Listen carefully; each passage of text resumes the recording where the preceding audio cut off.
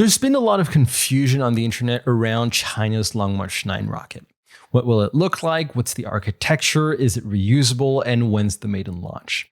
Let me clarify all of that in less than 10 minutes based on what we know as of late 2022. The Long March 9 is supposed to be China's equivalent to SLS, a super heavy rocket capable of putting large-scale spacecraft or space infrastructure on a trajectory to the moon and to Mars, enabling China to take its deep space exploration ambitions one step further. The Long March 9 was first announced in the early 2010s, a period during which China was still in the early days of its lunar exploration program with the Chang'e missions, but also during which China was starting to anticipate more long-term space exploration, things like crewed lunar landing and Mars sample return. And this brings us to the first version of the Long March 9, which was the commonly accepted version until last year. And this version is called the version 11 or the Shiban due to the fact that this design was first unveiled in 2011. It's worth noting that this is before SpaceX sort of shifted everyone's mindsets on reusability, and I think that this is reflected in the Long March 9's architecture.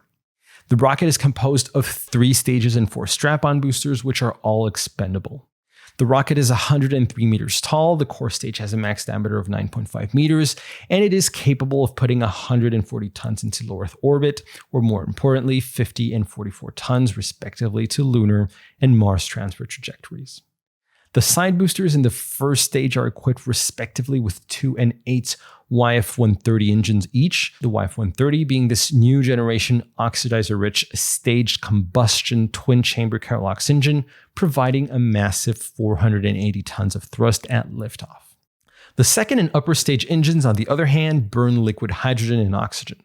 For the second stage, it's 2 YF-90 staged combustion engines, which produce each 220 tons of thrust, something similar to the RS-25 engine used on the space shuttle. And the upper stage consists of 4 YF-79 25-ton thrust expander cycle Hydrolox engines. We also know that there would be 2 lighter versions of the Long March 9, the 9A and 9B, which would ditch 2 or 4 side boosters, lowering the payload capacity respectively by 30 and 60%.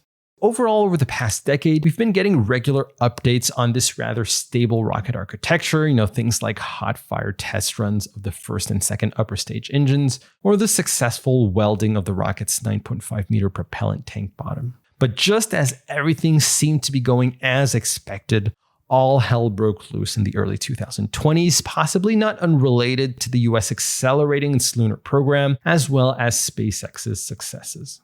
Long Lahao, the chief designer of the Long March rockets, fired the first shot in June 2021 when holding a presentation in Hong Kong University, showing a proposal for a brand new design with no side boosters and an increased number of lower thrust engines.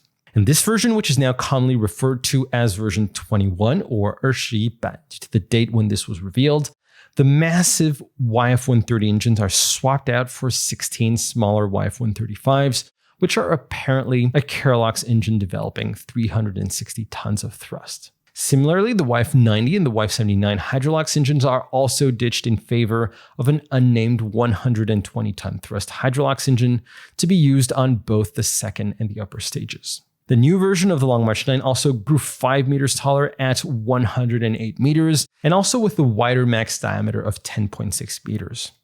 But this was only the beginning of many iterations. We're in an era where methane has become an increasingly popular rocket fuel. SpaceX, Rocket Lab, and Relativity Space, for example, are all planning to use methane, and it's similar with Chinese commercial launch companies like Landspace, iSpace, and Zhezhou and Jian. And so methane being naturally more optimal for reusability, this has led China to the next version of the Long March 9 in April 2022, called the version 22 or 22. Presented once again by Long Lahao, this version keeps the same architecture but swaps the 16 YF-135 Kerolox engines for 26 200-ton thrust Methalox engines disposed in 2 circular patterns on the core stage. The max diameter of the rocket also slightly increases to 11 meters, and the rocket height grows to 111 meters tall. This version was clearly labeled as reusable, highlighting a shift in the mindset of China's state-owned space industry. Now, I hope you're still following because just a couple of months later, a new updated proposal of the Long March 9 was once again revealed and called the version 35 or Sanshuban, referring to the year when this rocket is theoretically supposed to enter service. With this version, you had two series of rockets on the table. You still have the Long March 9 three-stage version with slight evolutions to the height and max diameter, which shrink to 110 and 10.6 meters respectively. But the biggest news was two additional fully reusable rockets with a diameter of 5 and 10 meters, and with payload capabilities to LEO ranging from 5 to 150 tons. And finally, just to add to the confusion, Longlehao revealed in September this year the most recent proposal, which doesn't have a name as far as I know. This proposal transitions back to Kerolox engines, this time having 24 240-ton thrust engines on the core stage, a slightly different increased payload capacity at 160 tons, and an increased height at 114 meters, which is just 6 meters shy of Starship. Now, the question that you're probably all asking yourselves is which version is the real Long March 9? There's no official answer to this, but here's my speculation.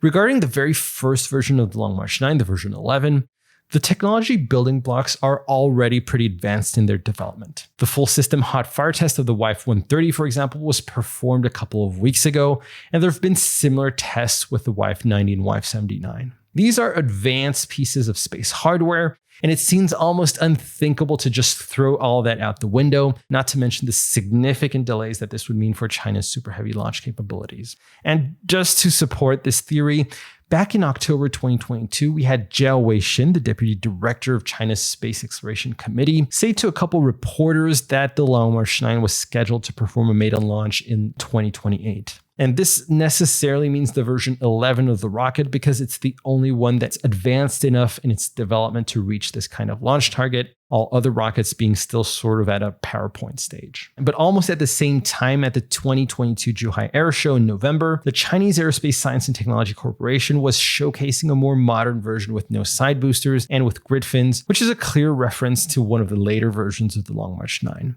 And we also saw that the Chinese state media CCTV recently played a short animation showing yet another slightly different set of characteristics for a new generation Long March 9. So I think that honestly, it's very possible that we see two very different versions of the Long March 9 see the day. You'd have the Long March 9 version 11 on one hand for the late 2020s based on existing engine development work, and you have on the other hand the more advanced reusable version of the Long March 9 possibly based on Methalox engines for the mid 2030s. And I think there's also some evidence to what I'm saying here of this dual rocket approach, because in 2018, the chief designer of the heavy lift launch vehicles, Zhang Zhi, said, quote unquote, the Long March 9 would be developed over 3 steps. A first step consisting in a series of configurations to meet the requirements of crewed lunar exploration, while the second and third steps would use reusability and new technologies to improve the rocket's capabilities. And just one last final thought. I think that this ever-changing architecture of the more modern version of the Long March 9 over the past year and a half is reminiscent of the many changes that we saw SpaceX's BFR go through before it became the Starship that we know of today.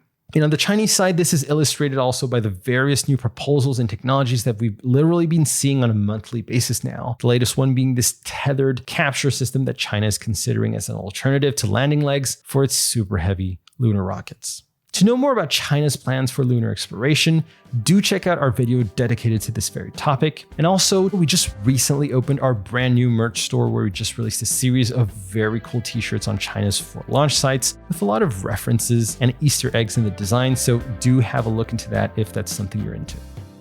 Thank you very much for watching, and I'll see you next time.